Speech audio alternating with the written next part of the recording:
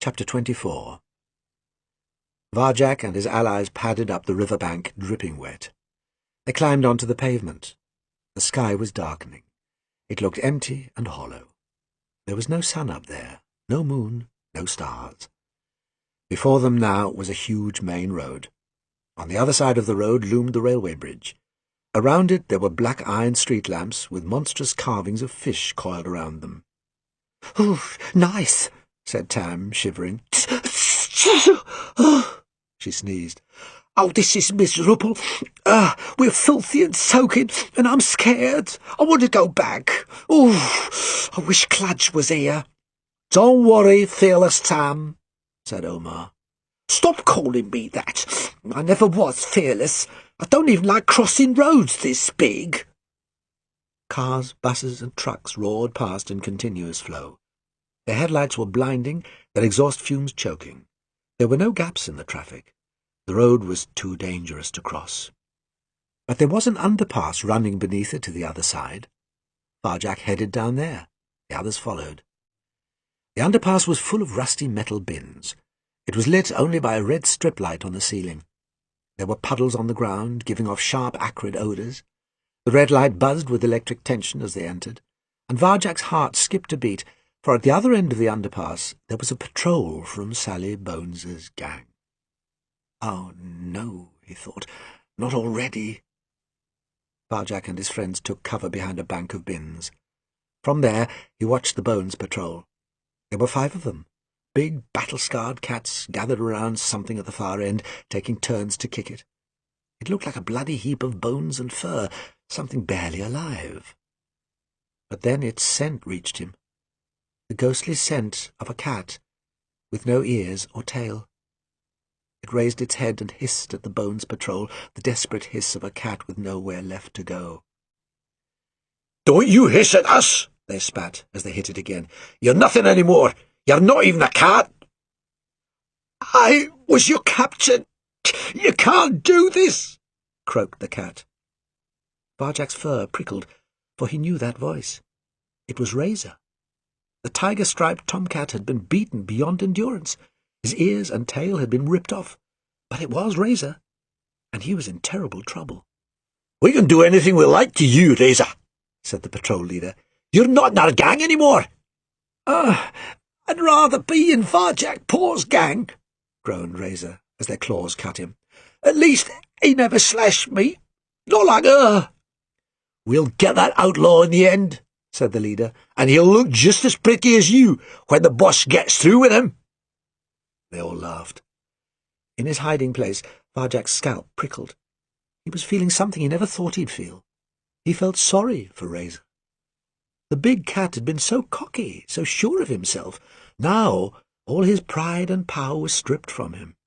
Cowering in the rubbish, without his ears and tail, Razor looked pitifully naked. He was still hissing, trying to fend them off with the last of his strength, but he didn't stand a chance. Unless someone stepped in to help. "That cat needs backup," whispered Varjak. "No," shivered Tam. "Don't do it." "Why not? There's 5 of them, but there's more of us." "Oh, maybe, but this is only the beginning." Tam bit her paws and frowned. "We're never going to make it to Sally Bones's place at this rate. There aren't enough of us." Varjak shook his head. "Razor needs help." As the patrol closed in to finish Razor off, Varjak readied himself for action. "Don't even think about it, Paw," hissed Eliza Scratch. "That scum's not worth it." "Razor's not so bad," said Ozzy, speaking up. "He's a show-off, but I always kind of liked him." Omar nodded. "Stay back, Varjak," he commanded. "We'll handle this. Come on, little brother." "Yeah!" Ozzy grinned. The horrible twins shoved Varjak out of the way and sprang towards the patrol. Stay back, Varjak? What did Omar mean, stay back? There were 5 in the patrol. Did Omar think they could beat 5 cats all on their own? Or did he suspect that Varjak had lost the power? Normally, Varjak wouldn't have thought twice.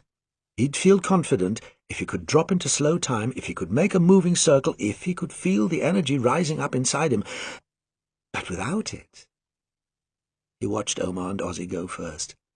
He heard their ferocious growls as the brothers barreled into the fight. Omar lashed out at the leader and drew blood. Beside him, Ozzy's mighty swing erupted all over the patrol. But the Bones cats were tough. They weren't scared of the twins. They hit right back. One of them cracked Omar across the face. Varjak couldn't watch. He couldn't stand by and see his friends outnumbered take a beating. Maybe he didn't have the power anymore, but he was going to help. He strode into the dark red dimness. "Takes 5 of you to beat Razor, does it?" he growled. "Let's see what you can do in a fair fight." The Bones cats drew back. "It's him," they hissed. "The outlaw, Varjak Paw." Razor's scar-torn face lit up. "Varjak," he whispered. "Stay back," panted Omar. "I told you, we'll handle this." But Varjak's pride was stung. He breathed deep, reached for the power. In, 2, 3, 4, out, 2, 3, 4. And it all started again in his mind, like a nightmare coming back, a nightmare from which there was no escape. Sally Bones's ice-blue eye burning into his brain. The darkness, the despair. Can't breathe. "Look out!" cried Omar. The patrol leader swung at Varjak. Omar tried to get in the way, but the leader got there first. Crack! His big, hard paw smashed into Varjak's face. Varjak's legs went weak. His head was on fire. He had no power. He couldn't fight back. The leader was so much bigger, so much stronger. Without the power, he felt naked and empty as the sky. Crack!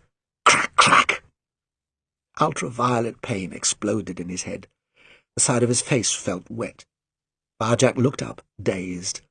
In the dim red light, he saw the Scratch sisters coming out to fight. Behind them, Tam was biting her paws, frowning, and then suddenly Tam turned. She turned tail. She sprinted back down the underpass, back the way they'd come. "Tam!" he called. She didn't even look round, she was running so fast. The last thing he saw was her bushy tail disappearing.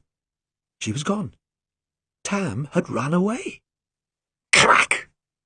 The patrol leader hit him once more. He slammed Varjak's body, flinging him at the bins. Varjak crashed into them head-on. The metal groaned with the impact. And everything